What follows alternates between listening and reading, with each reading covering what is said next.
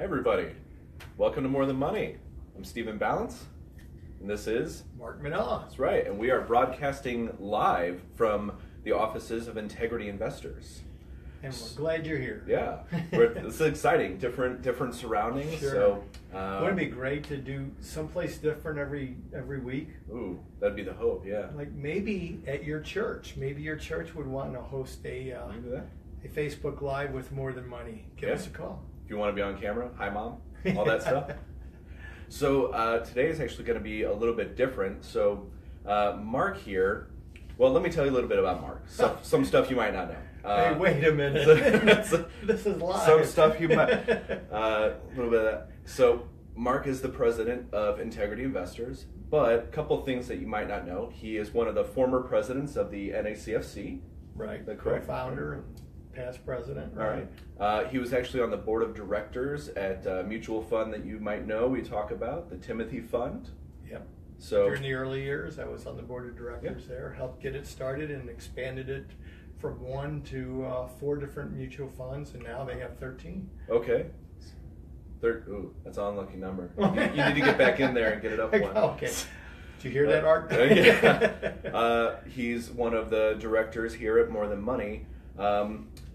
Mark is a musician at heart, but financial consultant and investment advisor by trade. So just a couple of things you might not know. But the reason that you might, but the reason that we ask, or the reason that we're telling you is every now and then we get some questions that pour into the office here, and they're questions about different aspects of finances and investments and just money in general, and how people can use their finances biblically. And so we figured, if people are going to be asking these questions, we might want to have someone here who has been in the industry for a good while that might be able to answer them. So, Mark here, hopefully, will be able to answer some of these questions. We'll see. Yeah, there's some doozies on here. I was hoping for a couple. And these questions just come from outside people who no integrity, no More Than Money. We get them from a bunch of places. Yeah. Friends, from the family. field. Yeah, from everyone in our vicinity. Actually, he got one this morning just from a random email, right? Yeah, just a random email, exactly. And you know what? You can email us or call us or send us even a Facebook Live broadcast of your question. Oh, yeah. And there's a good chance we'll air it and answer it. Yeah, it's true. If you'd like, contact at mtmministry.com, or you can call us at 314-212-1405. We'd be more than happy to have your question and have it answered live. So, sounds good. But before we get to questions, I'd like to share that next week we're going to have Dave Hart from Evaluator Services via Skype talking with us about Evaluator Services. And you've heard us talk about that, especially when we talked about the BRI qualification process. So you're going to want to definitely join in from that. It's going to be a great interview. Yeah, and Dave was one of the gentlemen who joined us at the NACFC. Yep. So we're hoping, I believe, to have a bunch of the people from the NACFC, people that hopefully you can get to know and trust in the industry. And grow and learn about biblical responsible investing, how it impacts your life for the better, hopefully, and the impact it can have on our society and even the gospel. Yeah. So we're going to start some of these questions. One that you actually got this morning from Kathy. Thank you, Kathy. She was wondering if you sell equity indexed annuities, or if you ever have, and if you have, why or why not? Okay. Interesting question that she sent in, especially out of nowhere. Out of the blue, yeah. Somebody just asking. Obviously, she must have heard about indexed annuities somewhere. Yeah. So, indexed annuities are a type of annuity that their main selling point, the reason people are drawn to them, is because they claim to be guaranteed to never lose money. And it's guaranteed. Guaranteed. That's one of those times that in this industry that the term can be used, because the indexed annuity company guarantees that you'll always have at least what you put in there, but then you also get to participate, and that's a key word, participate in the upside potential of some stock market index. It could be as simple as an S&P or a Dow Jones, or it could be complex as some JP Morgan index that they made up specifically for the annuity, but they allow you to participate in the upside without the risk of losing money. And they do that by capping the upside or having a spread, and then also the internal workings of it. So index annuities have become pretty popular in the last 5-10 years. When they first came out, I shied away from them because they were so complex and it was hard to tell what they were going to do. I see more and more of them and people asking about them, especially people who are concerned with the possibility of losing money in the stock market. You know, people who are risk averse, who cannot sleep at night if they lost money in the market, but still want the potential to make some money. The problem is that the index annuities usually don't make what people would think they would make. And they do seem to guarantee that you can have no loss in any year or over the period of time that the annuity is there. But you're not going to make as much as the market. For example, those indexed annuities that have cap on them, they'll say, okay, you can participate in the first 7% or 6% or even 10 or 12% of the S&P 500, but anything past that, you don't get anything on. So they cap how much you can make on it. And so if the market does, if the cap was, let's say 7% and the market did 14, you get 7. Okay. Or if it did negative 14, you get 0. But you wouldn't lose any money. So do I sell? No, I never like the term sell. Okay. But the truth is, yes, that product is available because certain products, as we've talked about before, when it comes to financial planning, different products are good for different situations. There's no one product that's right for everyone, and there's no one product that one size fits all. So anybody who would be looking at an annuity like that, you'd have to know a lot more about them, to be able to even consider whether this is a fit for them or not. Okay. Because there's liquidity issues, there's all sorts of issues. So she actually had a slight follow-up question to this. You might be able to give us a little more insight. So then with all of that, what kind of guidelines do you use in terms of percentage of a client's assets or years to surrender, things like that? Okay, again, guidelines are something that industry standards set, that kind of stuff. When it comes to financial planning, your finances are different than everybody else. I know there's overlaps, but God created you uniquely and your financial situation is unique. When it comes to any product or service, you don't start with the product or the service, you start with the planning. You find out who you are, where you're at, how you got there, what's important to you, what's unique about you, what are your cash flows, what are your debt, what's your income, what's your expenses, how much money lump sums do you have, how much money lump sums will you need at certain times in your life.